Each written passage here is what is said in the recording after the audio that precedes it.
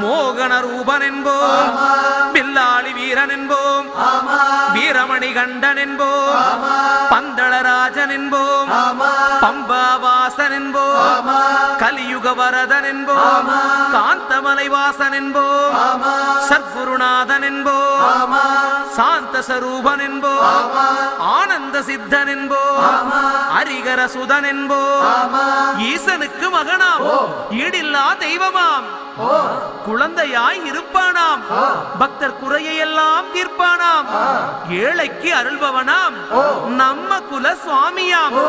அப்படிப்பட்ட சுவாமி ரொம்ப சிறுசையா, ஆனா சக்தி ரொம்ப பெருசையா.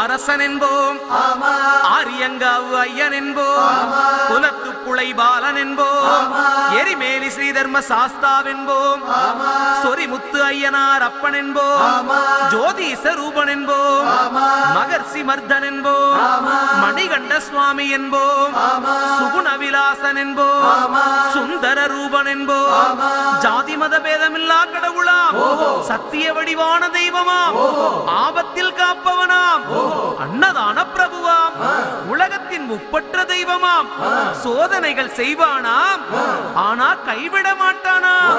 அப்படிப்பட்ட சாமி ரொம்ப சிறுசையா, ஆனா சக்தி ரொம்ப பெருசையா.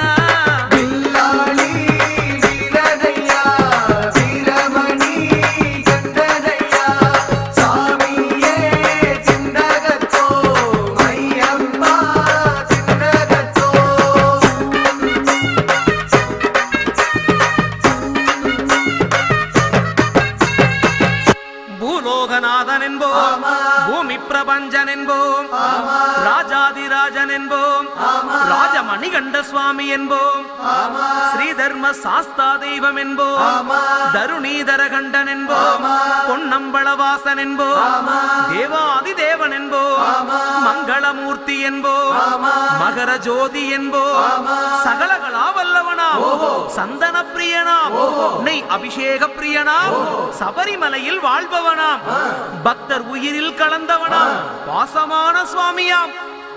அப்படிப்பட்ட சுவாமி ரொம்ப சிறுசையா, ஆனா சக்தி மட்டும் பெருசையா.